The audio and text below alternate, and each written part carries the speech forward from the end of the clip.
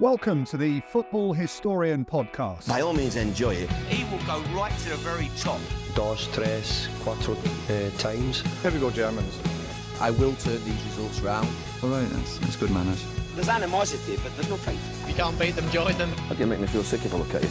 No, I want to fight here. Don't drink, don't sleep with women, don't drive fast cars. Sometimes may be good, sometimes may be shit too! Hi, hello everyone, and welcome to the Football Historian Podcast. Today I'm very honoured to be joined by Phil Boersma. Thank you for coming to the garage. It's only round the corner, but thank you for coming round. Well, I've been in worse places. Well, we've had two former players on before you. We've had Howard Gale and Gregory Vignal, but you are our third ex-pro to sit in that chair that used to be in my kitchen. Very privileged. So I want to start off with just asking about your career at Liverpool, really. I think it says here you started in the reserves, 18-year-old, 1967. Obviously, there was quite a good first team in front of you. What was it like just playing for Liverpool reserves at that point? Well, obviously, I was spotted by this chief scout to start from the beginning. Jeff Twentyman saw me playing for Kirby Boys, and I was playing as a centre half.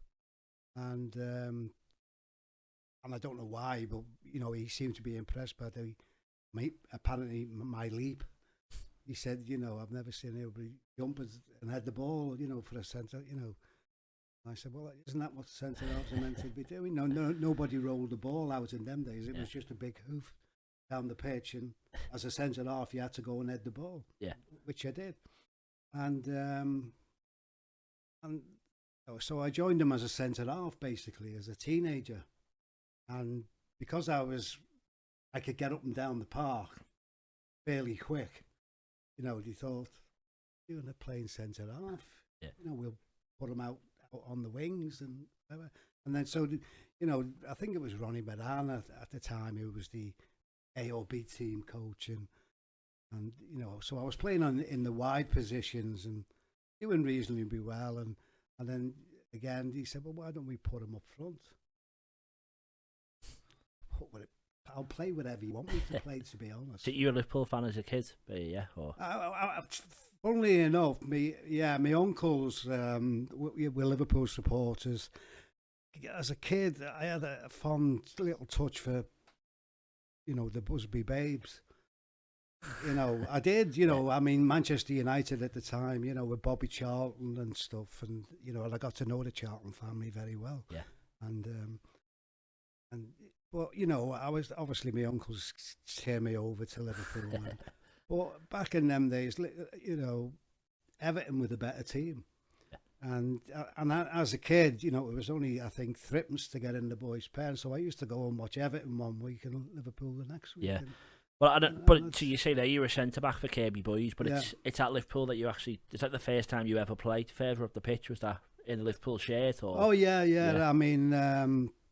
Well, I did start as a centre half, obviously, but because I could, I would join every attack. I would join in, because I could get back. Yeah. And it was quite an impressive team that the reserves were behind. Absolutely. Well, it was, Joe Fagan was a terrific coach. I mean, he guided me along the way. Yeah. Well, there's one quite big person that was at the club at that time named Bill Shankly. I just want to ask you. Any thoughts, any memories of Bill? I could sit here all day and talk to you about Mr. Shankly, and a lot of people say Bob Paisley came along, and Bob was cute and clever, and he learned off Shanks. And if you were to, and he won more trophies than Shanks. But if Bob Paisley could never have done what Shanks did, because Liverpool was nothing when Shankly came to the club.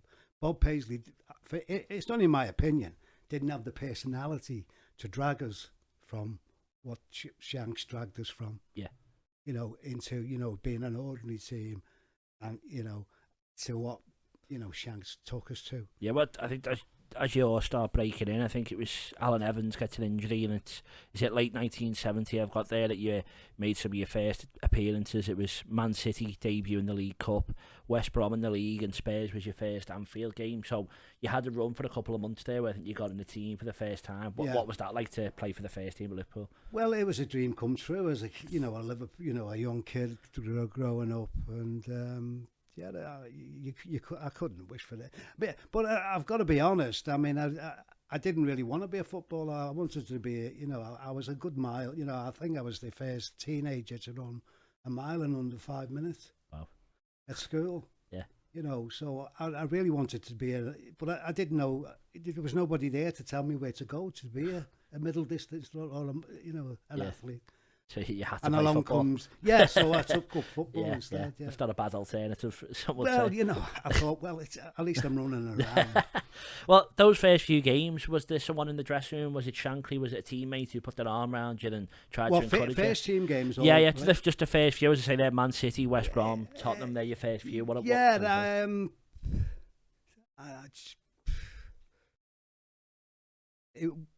There wasn't that sort of camaraderie, to be honest. It was just get on there and do your job. I mean, when you got people, when you're playing with the people, like, it was Tommy Smith, Big Ron, and Smithy was a bully, and if you missed an opportunity and you didn't score, Smithy would let you know in no uncertain manner. On the pitch or afterwards or both? Afterwards, both. In what sense? Because we were, I think it was, what was it at the time? I think it was £3 for a draw and £6 for a win. So, £3 was a lot of money for Smithy to lose at that time. Yeah. If anyone missed an opportunity. So what, does he break you? Is he hitting you up against the wall? Well, he certainly, let you know. He wouldn't go that far, but I mean, he would say, like, give you the look and you just a lot of it wasn't just me. It was he did it to everybody. Yeah, but that's like a way of keeping the standards and stuff. Yeah, like that I would suppose so. I mean, obviously, I don't think it's that bad today. I wouldn't have thought so. Yeah.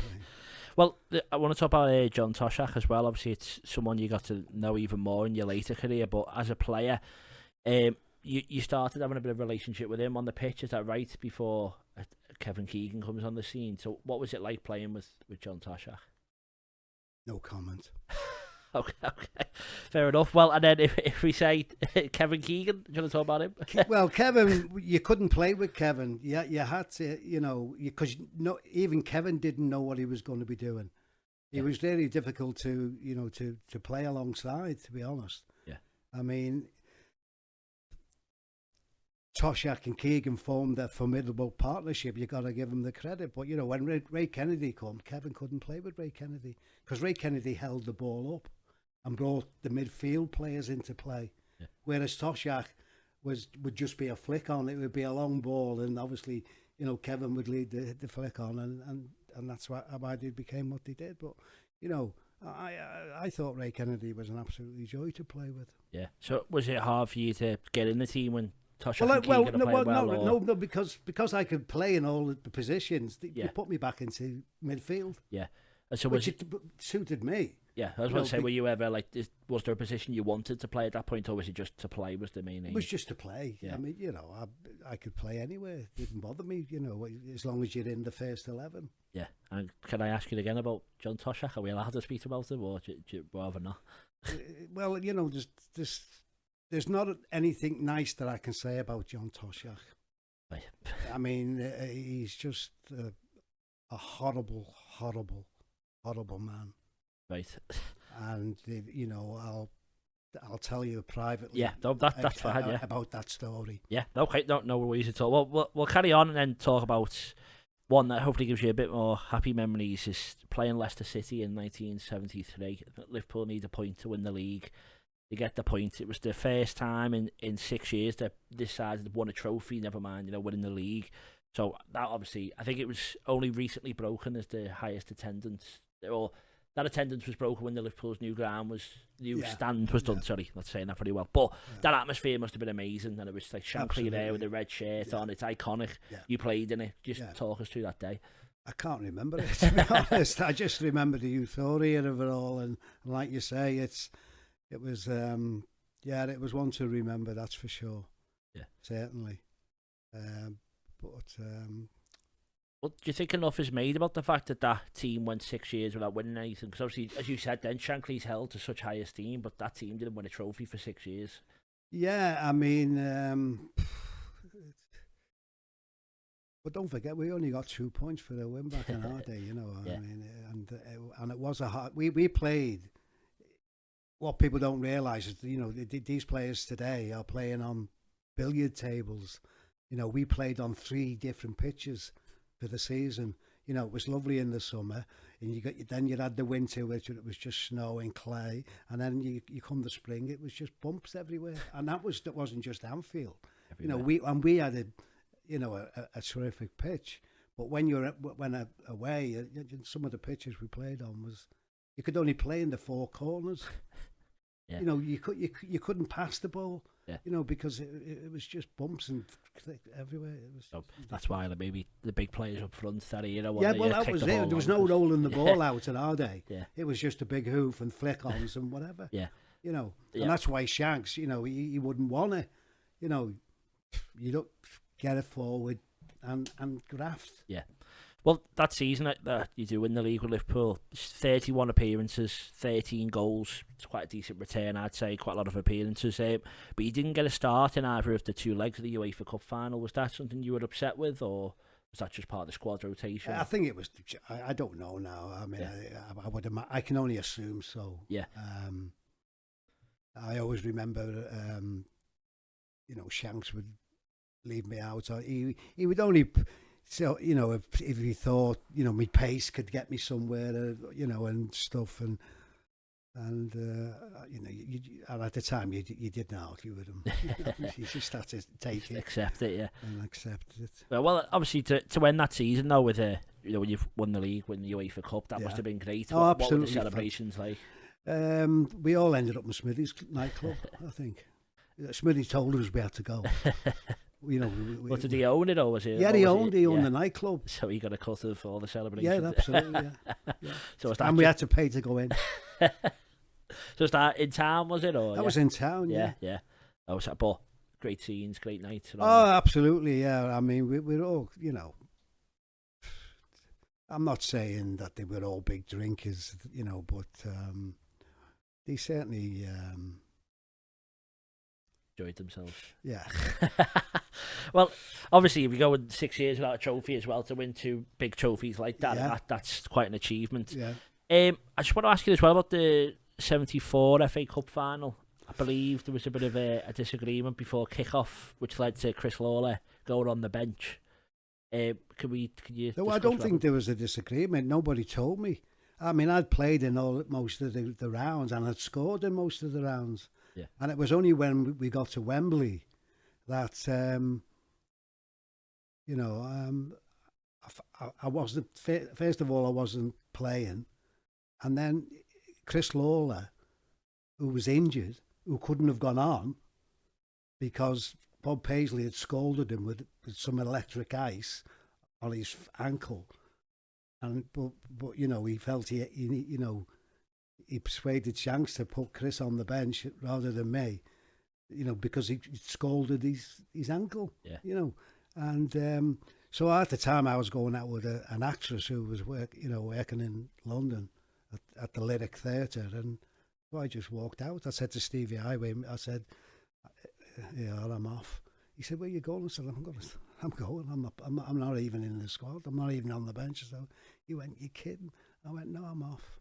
So I think some of the people say that you left and then Lawler went on the bench, but you're saying Lawler was on the bench, that's why you left. Oh, that's why I left. Yeah. Because I think some of the stories are that you stormed out and then they had to put. I didn't storm out. I just walked out. Yeah. You know. And was it that you weren't told? It was just. Like I wasn't told. Is the team just on a board? Is it or something? Or yeah, it was. I was just. You know, it was just there. You know, Shanks named the team, and And I wasn't involved in any of this, so I said, well, why would I want to be on the bench? Yeah. And was there any backlash to that for you, or? Well, Shanks resigned, didn't he? Yeah, yeah. So I was expecting to, to be going anyway. So and then Bob, obviously, Shanks resigned, and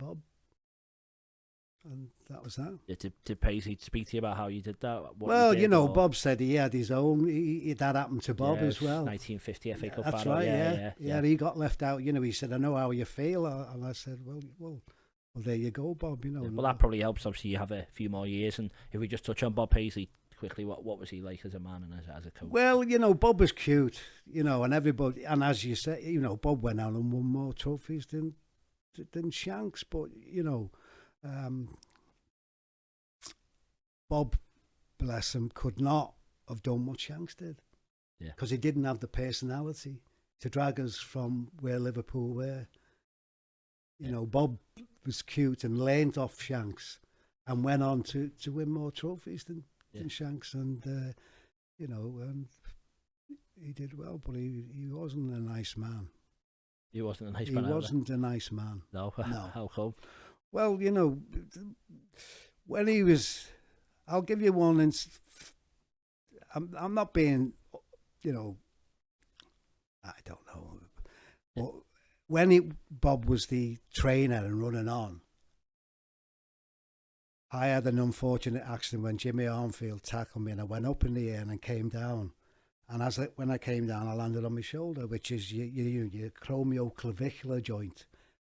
I dislocated it. Right. Bob. So when Bob runs on, he goes, what? I said, my shoulder's gone. So he sprayed my shoulder and said, yeah, you're all right now. He said, run it off. I said, it's my shoulder, Bob. I said, I can't move it. I said, it's something's come out. So I had to show him, you better come off then, run it off, shoulder injury. Well, Shankly didn't like injured players either, so is that a fear for you? But no, he didn't like. He didn't talk to anybody who was injured. But you were someone who would listen to your body, as you said to us before. So you were happy to, not happy to, but if you needed to, you'd sit out. You wouldn't force yourself through an injury. Or yeah. Well, absolutely. I think that's fair enough. Well, we're going to go to our first break, and then we'll come back and talk about the rest of your career after Liverpool, if that's all right. So we'll see you after a quick advert break.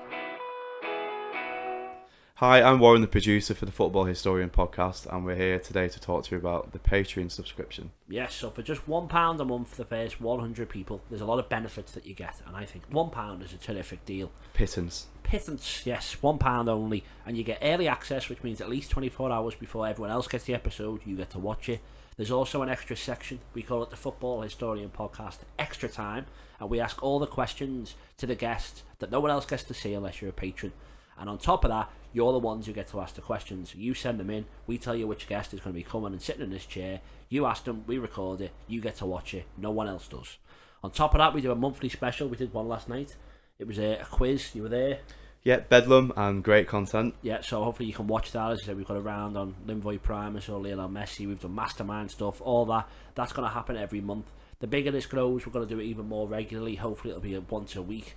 But we need your support. So to do that, £1 a month for the first 100 people. Your early support will be rewarded. From then on, it's £3 a month if you want to support us. If you want to pay £5 a month, you get all that we've just mentioned, but you get a poster. Warren will sign it, I'll sign it, all the lads. We'll get a few of the guests to do it as well. We'll send that out to you. And then for £10 a month, you get all that, the poster, all the early access, and you get a free copy of any of my books. So I've done one on Billy Liddell, Crossing the Park, Tommy Lawrence. They're all worth at least £20. For just £10, you get a copy of the book, all the stuff we've already mentioned. We'd really appreciate your support. We cannot do this without you.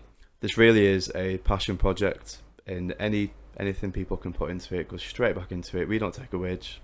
We're doing this for free. We're doing this because we enjoy what we do. That's it. It all makes the content better. And I say from just £1 a month, you can make our dreams come true. Thanks for the support. Enjoy the rest of the episode. Hey, welcome back, part 2. Still joined by Phil Boersma. Thank you for not running away and during the break. We're going to talk now about your move to Middlesbrough. You said before you had a love for the Busby Babes, the Charlton brothers. I think Jack Charlton was the one who got you there. So, leaving Liverpool, you're born in Kirby, is that right? Yes. No, born in Liverpool. Sorry, yeah. Born in Liverpool, and then you've gone to you're moving to Middlesbrough. That must have been a big move, just moving away from the city you were born in. So what was that like? Well, I didn't know anything about Middlesbrough, to be honest with you. It was obviously I'd had a couple of games. I'd played against Jack in a couple of Leeds games, and I'd run him ragged. And obviously, he must have remembered that, you know, as a player. And Bob just comes walking over to me with a piece of toilet paper in his hand, and said in his usual, the Charlton fella's been on the phone, wants you to give him a ring. And I went, do you want me to go, Bob? And he went, well, I don't want you to go. I said, give us the toilet paper. I said, I'll go and phone him. So I phoned Jack, and Jack says, there's a train leaving Lime Street station at 12 o'clock, be on it. And put the... That was it. And I went, Jack, he's gone. Be on. So I went to Bob, and Bob just said, well, you know, I don't want you to go. And I said, well, I'm going to go and speak to him. Yeah. They convinced you? Not really. I was, you know, I just said, that's it, I'm off. So got on the train, and it was great. And Jack picked me up at the station, and I get in the car. Well, it wasn't a car; it was like a van, come car. And I'm there. We've only just gone out the station, and I get this terrible smell, you know, and I had to wind the window down. And Jack says, oh, I'm awfully sorry, Phil. He said, I've been out shooting. He said, and the dogs had a poo in the back of the car. And I went, well, thank God for that, Jack. I thought it was you. That's a good first impression then for you, yeah. Great.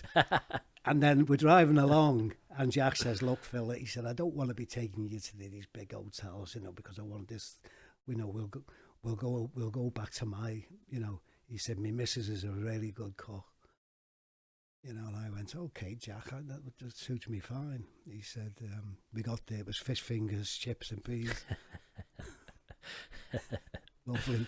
And then he says, and then they had a hostel up the road from the ground where all the apprentices would be, you know. He stuck me in there. The 5-star service. 5-star service, yeah. But that still convinced you to join? Well, yeah, absolutely, yeah. So what was it? Was it Jack Charlton? It was Jack, yeah. I mean, he was up front, and, you know, and there was no grey areas with Jack. Yeah. It was just bump, bump, bump, and that's what I liked about him. The honesty. Yeah. Yeah. So, obviously, you're moving there. What was it like for your family at that time? You're saying you were moving to Middlesbrough? Well, you know, me dad was you know, he was from Ajax. My dad, you know, well, not Ajax. He was from Holland, and my mum, they were living in Edgehill at the time.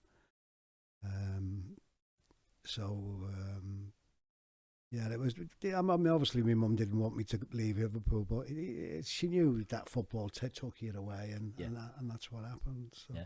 Well, I think you struck up a bit of a friendship with Graham Souness, if I'm right, when you were there. Yeah, Graham was. I was instrumental in getting Graham to Liverpool because, you know, Bob was obviously the manager then, and I would come back, and a friend of mine had a garage where Bob went to pick his horses with my mate, and Bob, you know, was, you know, drilling me all the time about Souness, and I said, well, I haven't seen him play yet, Bob, because, you know, Terry Yorrett had chopped him down, and so yeah, well, you know, I've heard he's a bit of a fly-by-night man, and I went, well, fly-by-night man. I said, you know, he likes the nightclubs and stuff, and I wouldn't know, Bob.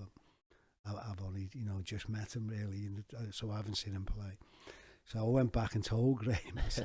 He said, you know, when you get playing, he said, Bob wants me to see how good you are. You scouted him for him. Scout. Yeah. So the next time I was down, I said, he's a Liverpool man. Go and get him. He's still a fly-by-night man. I said, well, no, I've not been out with him, Bob. I wouldn't know. Was that true? No. But I think he was quite a character soon. So even obviously he's a bit younger there in his Middlesbrough days. Was he still the same then? Was he still like you could see what he had. I knew right away he'd fit into the Liverpool type of play. Yeah, he bossed everything. He knew he had peripheral vision, and even then, and it became even better. Because he said to me, after, when he went to Italy, you'd had to have peripheral vision in Italy because they'd be coming in at you at all angles, so you daren't hold on to any balls, you had to get rid of it as soon as they come. Yeah, he wasn't scared of a tackle either himself. Oh no, he was, he'd be up there with the best at tackling, I mean, I wouldn't put him, as a thug in the Smithy type of tackling, but he could look after himself, Graham. So what was it like then, just at Middlesbrough at that time? Were any of the players, teammates? Well, it was great. Yeah, I mean, we had a really good team. But Jack wanted me to play wide right, because David Armstrong was on the left, but I preferred, left-sided or to right. Yeah. Because I could come in and have a shot on my right foot. And not that I couldn't shoot with my left, but I was more balanced, taking people on the left rather than the right, if you call it that. Yeah. And I remember saying to Jack, I remember going in to Jack, and John Craggs was the right back at the time. Now John Craggs and David Mills was up front. Now David Mills was a decent player and he was quick, but John Craggs wouldn't hit a pass less than 70 yards, and that's all he would do. I'd be running up and down trying to get a pass off him. Yeah. And so I went in to see Jack, and I said, "Can I have a word with you, Jack?" And he went, "Yeah, of course you can, Phil." I said, "Can I make a slight suggestion?" He went, "What's that?" I said, "Can me and John Craggs swap positions? Let me play right back, and John Craggs can play, 20, 30 yards up, up the field." And then, and I could see Jack looking at me, but I said, "Let me explain, Jack." I said, I can get the ball. I then can give it to John Craggs. And then his pass to David Mills isn't 60, 70 yards. It's only 20, 30. Easier pass forward. And we can all move up the pitch together. Yeah. And Jack swallowed it, took it, knew exactly what I was saying. "We've just paid £75,000 for you, Phil." He said, "What are the crowd going to think of you? I put you at right back." Yeah. And I go, "Well, I'm still going to be playing." Yeah. And I'll get up and down. I'll run past John Craggs. Yeah, overlap him. And over, I said, "It just makes sense to me, Jack." I know it does, he said, "but it won't make sense to the crowd that are out there. They won't be able to work that one out, Phil." Did it ever happen? Or? No. You think it would have worked? Absolutely. Yeah. Well, without it, for me it would have worked. But you went on to do coaching stuff, as we'll touch that. But do you reckon that's the start of your coaching, man? Because you're thinking of the game differently there, or is that just you were frustrated at not getting the ball off the right back? Yeah, absolutely. Yeah. I'm running up and down the pitch, wasting my energy, just running up and down and not getting to pass it. And by the time you get up there, they've lost the ball, and I'm just running back. Yeah. And I found it very frustrating, and thank God Harry, the Luton town manager, came in for me. Right, yeah. Yeah, Jack left, because he was desperate to go and manage Leeds, and whatever, and then John Neal came to Middlesbrough, and then he sold me to Luton. I was going to ask again about what was it like playing there at Kenilworth Road? Yeah, lovely. Yeah, it was. What was the pitch like then? Fabulous. Yeah, it was good pitch. Yeah, and we had Eric Morecambe coming in and telling us, giving us a boost, half-time boost. We went doing. I'll get you on the show. It was great. Yeah, and so I enjoyed my football because they let me. The manager just gave me the freedom of the park. Yeah.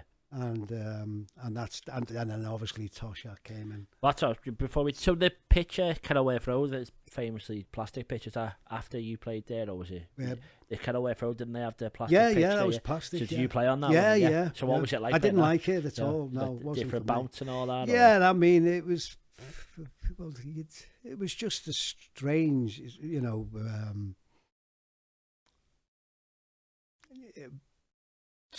if anything, too bouncy. Because people said it was like an advantage for Luton because half your games were played there, so you got to know it well, more. I can understand that, and rightfully so. Yeah, because I mean, it did take a bit of getting used to. Yeah, with the bobbles and the bounces, and because the keepers wouldn't be because of a bounce. It went about 10 feet up in the air. Yeah, it's just ridiculous. Yeah, different match. Yeah. Well, we'll touch on Swansea briefly. So what was it like being in Wales playing your football there? Well, it was a fairy tale, Shoshash was down there. And we had, when I went there, we had a fabulous players, Jeremy Charles, Alan Curtis, Robbie James, Wyndham Evans, David Giles. They were quality players. Yeah. They really were, and we had a really good team, and we should have done better. Yeah. But it was only Toshak's ego that stopped them from fulfilling your potential. Yeah. Was it good football you were playing and stuff like that? Fabulous. We played, Bob Latchford and Alan Curtis. What a combination. Yeah. Unbelievable. Kurt was jinky and Big Bob was great to play with. I mean, he was like another Ray Kennedy. He got hold of everything, brought everybody in, terrific in the air latch. And we had, as I say, just a really, really good team. And we should have done better. I think we just fell away. And I blame, because of Toshak. The lads knew what he was. He was a bit of a control freak, and he didn't like it. Yeah. So, a different boss you might have gone over fair, you reckon? Oh, he would. Well, he cut his own throat. I mean, if you go on, I mean, he really should have been the Liverpool manager. Yeah. After Bob Paisley, or after Shanks went. No, sorry, when Bob Paisley went. Yeah. And for him, I think because I can't be sure, but because he had a Liverpool shirt on and then took it off for the Shankly thing. Shankly passed away, yeah. I don't find anything wrong in that, but the board must have gone, oh yeah, obviously, look at him. A bit too keen, do you think? Yeah. And then at the end of the game, we're there. We got a 2-2 draw.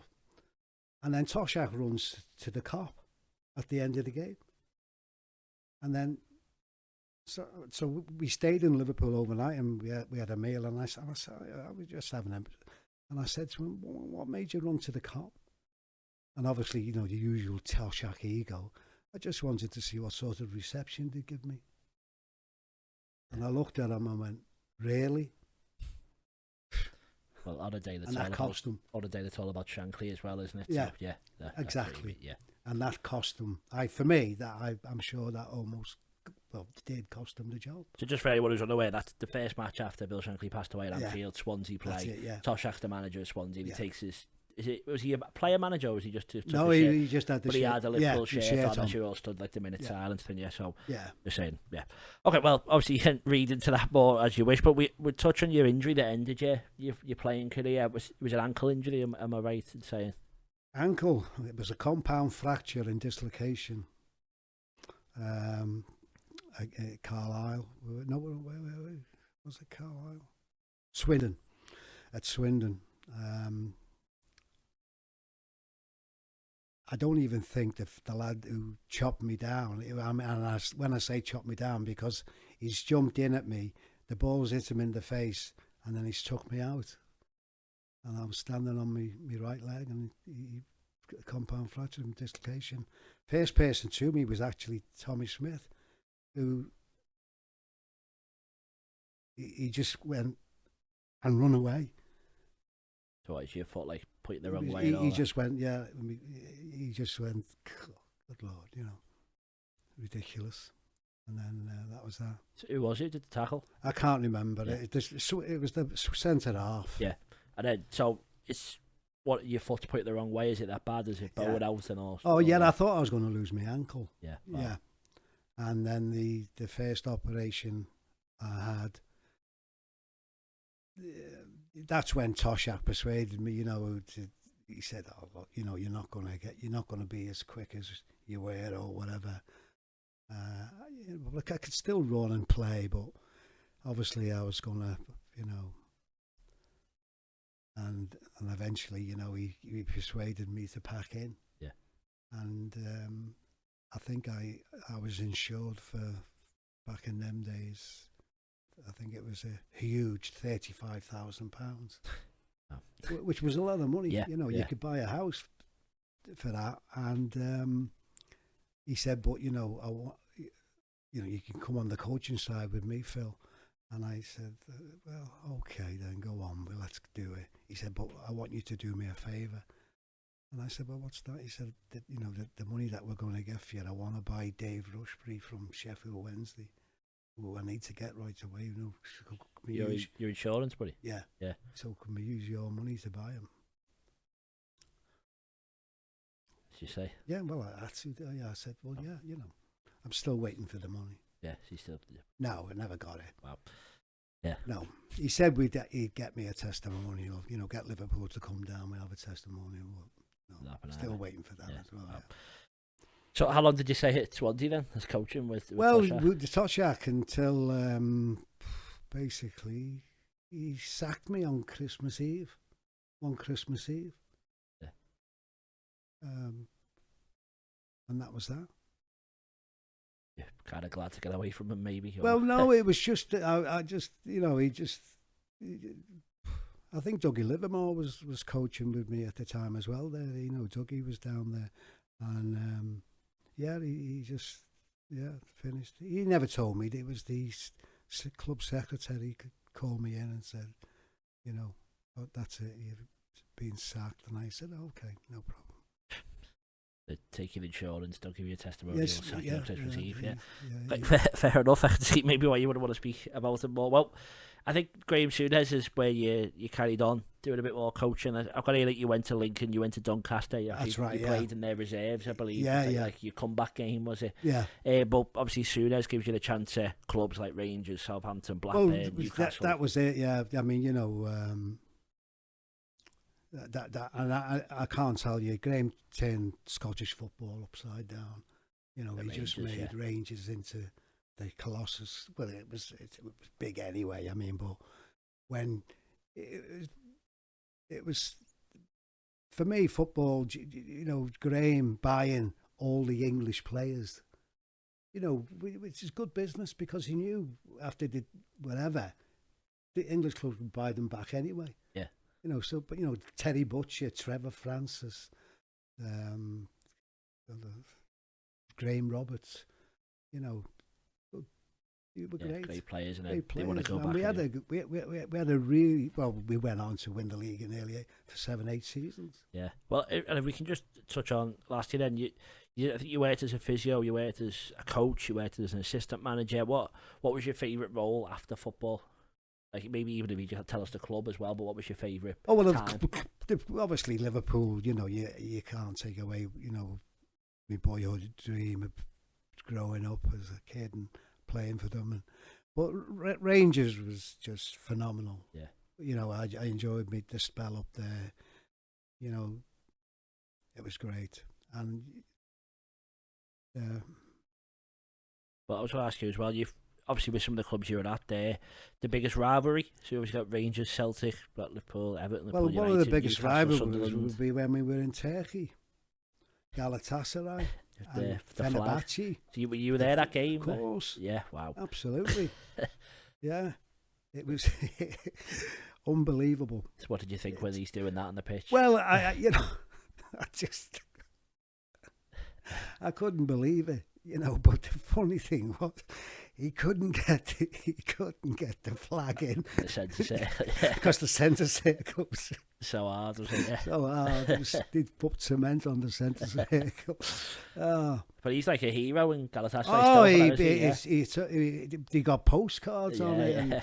and everything. I mean, it was, and I loved it there. It was great. I mean, what I liked about them is that they wanted to learn. Yeah. You know, the players there, you know, it was totally different that they were playing, the way Graham wanted them to play, you know. And we did well. Yeah. You know, we did well. Well, it's quite a career you've had there. Obviously, we spoke about Liverpool a lot, but there's a lot of things that went on afterwards. We're going to go to a quick break, and I want to talk about some of your earlier memories in football before that. But we'll see you after another half-hour break. Welcome back to the next section of the Football Historian podcast. Sorry, Pete. I'm really sorry to interrupt you. Where'd you get that shirt from? Oh, this Latium one was just from Classic Football Shirts. Where'd you get yours from? Thank you. Mine's from Classic Football Shirts as well. Wow. Well, when I bought my shirt, I used the code TFH10 to get 10% off all orders. Did you use the same? I did. I used a discount code. I think it was the same as yours. Oh, TFH10. Oh, that's great, because if you want to get 10% off all your orders, you can use TFH10 at classicfootballshirts.com. Unbelievable deal. Hello, welcome back to Football Historian Podcast. As this is the Football Historian Podcast, we'll talk about football history, the stuff we ask every guest. Obviously, you being a player and a coach, you've got memories on the field, but maybe off it. What was it like? What's your first memory of football, maybe? First memory of football, but it would have to be my uncles really coming back from watching the Liverpool games, and I thought it was Liverpool at the time, because all it was little. I go, Liverpool, is it Liverpool? I'm only be 5 or 6 at the time. Yeah, and then I realised it was Liverpool, you know, as I got older.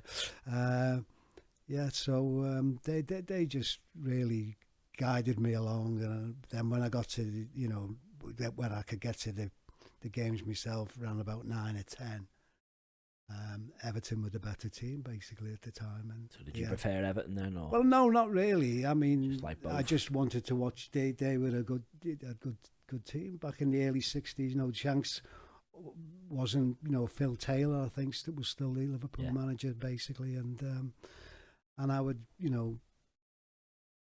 go in the Everton boys' pen and watch Everton, and next week go in Liverpool's. Yeah, so who were your heroes growing up for both sides, or heroes? Just who did you like? Well, watching? no hero. Yeah, I mean, I can't remember, to be honest. Obviously Roy Vernon, Jimmy Gabriel, Alex Young were, they were the Everton players. So, and obviously you got through as a centre back, you play as a winger, you play in midfield, you play as a striker.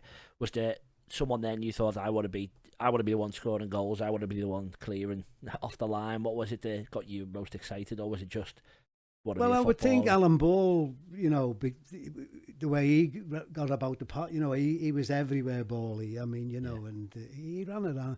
He was hilarious. He used to bark at people, and usually a little as well, wasn't he? Because he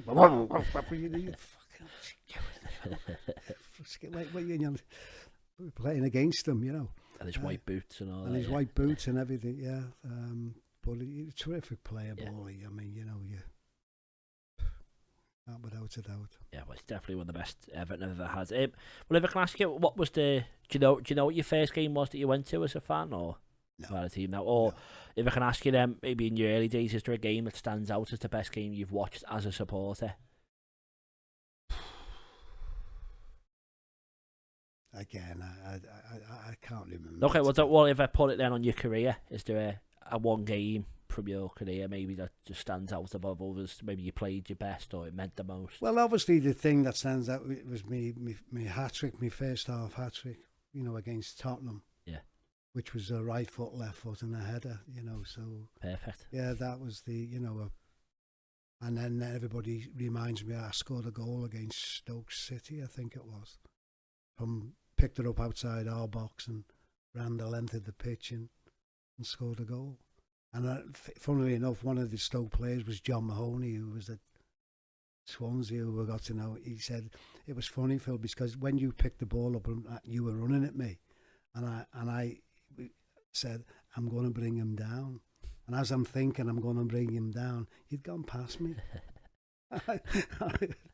I said, I remember that, John. Yeah, yeah. So that was you at your best, and you reckon running at people, beating them. Yeah, well, that was what I was strong at. You know, that was the when you, and I used it to the best I could, really, basically. Yeah, and if I just ask you maybe your favourite era, so it doesn't have to be what you played in, but obviously you said you grew up and your uncle's telling you about Billy Liddell, you're playing in the 70s, you've got coaching during the 90s, the football today. What do you reckon is the best era of football that you've seen or witnessed? Well, as a player or as a coach? So up to you, whatever you think overall. Well, obviously you can't beat playing, Yeah. I mean, so I would think obviously, I thought, I would like to think my best days would have been at Liverpool. To be honest with you, when we won the league, and we won the Charity Shield, and we won the, and they you can't beat them times. Yeah, it would certainly be that. Yeah. And then if I can ask you the top 5 players that you played with in your career, if that's a hard one, but if you don't mind. Well, Sir Roger Hunt. Is he number 1, or are you just saying 5? Well, yeah, Sir Roger was certainly a great to play. I mean, he started everything, you know what I mean? Everything went through Roger, for closing down, and he would be the pivotal one that you would work off. Graham, because when I was travelling back from Middlesbrough to Liverpool, Bob Paisley would be in my mate's garage and he would be saying, and when I saw Graham playing, I thought, he's certainly a Liverpool player.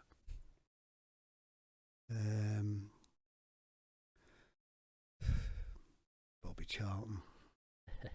What can you say? Yeah. He had everything. Bestie.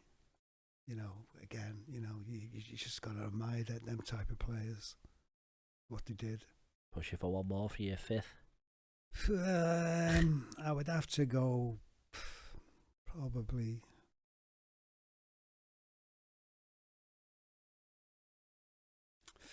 Jimmy Greaves. Well, about 5, is he? So, well, he scored goals for fun, didn't he? He's still the all-time top goal scorer in English football, isn't he? So yeah, and that's not bad even when you. Oh, I thought Alan had broken. No, he's got the Premier League record, but Jimmy Greaves is the proper record. Well, Alan, about modern day, just that. I know he's finished now, but Alan was up there with the. So yes, you sit him and playing for Newcastle and coached him. What was he like every day in day Terrific, out? yeah. Good trainer. Wanted to learn. Yeah. And, just stuck the ball away, when it came to him. Yeah. And you can't ask for anything better than he was, quite a player. Oh, yeah.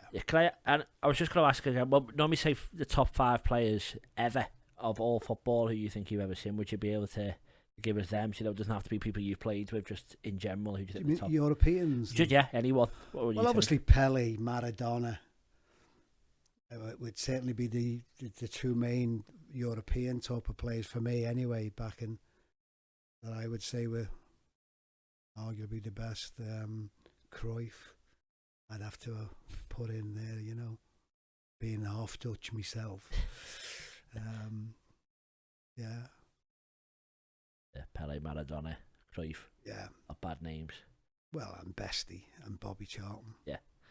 Okay, well, what we'll do is we're going to have a final break, and then after that we're going to settle some of the biggest debates in football history. So I want you to pick a side on a few questions we've got. Nothing too hard, but don't worry. And then we'll wrap it all up. So yeah, final break, and we'll be back in a sec. Are you looking for a Kazakhstani football team to support? Then I think FC Kemay is the team you should support. Do you agree? Growing up as a child, I always had FC Kemay posters on my bedroom wall. Well, and all the children of the Kazakhstani future will have FC Kemay posters on their wall because FC Kemay is the team to support, and because of that, Tom has made us a chant that we're all going to follow. So, Up the Keme, up the Keme, Up the Keme. Make sure you follow them on all the social medias, all the posts and all the things you should follow will appear below us right here. And you should be a supporter of FC Keme. Live, laugh, Keme. The debate.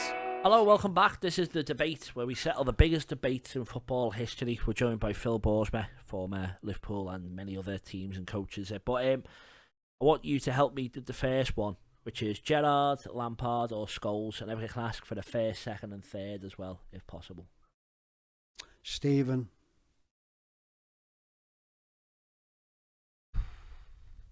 Scholesy. Frank. Yeah. And did you work with Gerrard at all when you were at the club, or was he still too young then? No, he was only a young boy. Yeah. Well, obviously, watch them as a fan and that, but yeah, the best. Yeah, I think I did say to, oh no, that was Robbie Fowler. I remember there was a bit of a debate going on. You know, Ronnie Moran wanted to put Davy Fairclough up front. And I said, we've got a kid. I used to go and watch the kids. And I said to Graham, we've got a kid there called Fowler. I said, he's the nearest thing I've seen to Jimmy Greaves. I said, he's a proper goal scorer. He said, Graham said, are you sure? And I went, absolutely. I said, he's just a natural goal scorer. And, the rest, Graham put him on. He scored 2, I think, on his debut. Yeah, and I think he just scored a few. So he's, you approve, right? Yeah. Well, so obviously Gerrard, then you said Scholes, second, then Lampard. But the next debate we have are actually 2 figures on your mug: Pele or Diego Maradona. Pele. Is that easy or? Well, only because he's the first one to do it. I mean, Maradona.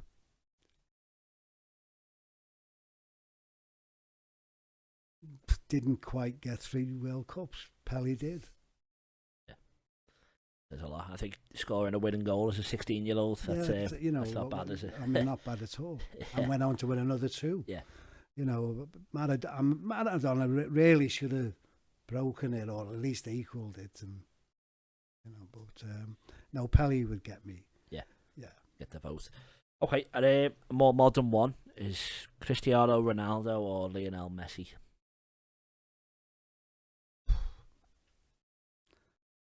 I'd have to go for Messi, I think. Yeah. I think he's got quite a landslide vote, but there's a lot of people who think this is a close debate. So what do you think makes Messi better than Ronaldo or better? I think more a team player. I think, Ronaldo was more up on his own, and, where Messi could, he had all the structure of the modern game. He could dribble, he could pass, and he could score goals, really. I mean, I'm not saying Ronaldo couldn't, but Messi just had a better... edges it, yeah. Yeah. But I think as well, that another interesting question about these two is, if they're the best 2 players to have played in the last 15, 20 years, who do you reckon the third best is behind them 2? In the last 15 years? 15, 20 years, sort of like, just recent memory. Well, I'd have to put Stephen in there. Yeah. I mean, he was a Liverpool great, I mean, God blimey, he was up there with the best of them, Stephen. Yeah, okay, well, that's fair enough. You're not the first to say that either. The next one is the greatest team to ever exist. So we've had Brazil 1970, we've had, the teams over a 2-3 year period. It doesn't have to be, for one game, but, who do you think is the greatest team that's ever played? In Europe? Just anywhere, yeah, in football. Well, obviously, history. you look at Barcelona and what teams they've had, and you can even go back to when Man United were ruling back in the with the Busby Babes. Yeah. And even when Shanks really took over. I mean, we Liverpool were up there at the. Yeah, between those 3. It's them 3 really. Yeah. I mean, who would win in the league between them 3? You're asking me that, Liverpool. Yeah, that'll do. That's fine. We can stop you there. Right, and then just another one, which I think I know the answer to, but I've been asked to ask it, is club or country? What would you prefer? Club. Yeah, I thought so. Seems most people from the city agree with that. And then just if I can ask one final question, is your all-time five-a-side team? So it can be players you've played with, players you haven't played with. It can be players before you played, anything, anytime. It can be players who are playing now. We have in goal. Who do you reckon the best goalkeeper would be? Well, I'd have to go for Clem. Okay, and then what would you do? Would you do like two defenders, two midfielders, or? Two defenders would be. Richard Goff would be one. Okay. Possibly Terry Butcher. And then maybe if we go one midfielder, one striker. One midfielder would be Graham. Yeah. Striker, Sir Roger Hunt. Nice. Oh, would you get on the bench? Or? I'd be on the bench. Yeah. As a coach or as a sub? Sub. All right, that's great. Well, just before we finish, thank you very much for joining us. I do really appreciate it. Is there anything you want to plug or anything you want to talk about for people to get involved in, or are you happily enjoying retired life at the moment? Well, yeah, I'm still alive. I'm still suffering with all my footballing injuries, and they're not getting any better as you get older. But no, I'm fine. Yeah, you're all good. Well, so we do really appreciate you coming in. It's great to have someone obviously who's played the game, win some massive trophies, had such a rich history within the game, and thank you very much for joining us. Oh, you're welcome. This has been the Football Historian Podcast. Thank you very much for watching, and we'll see you on the next episode.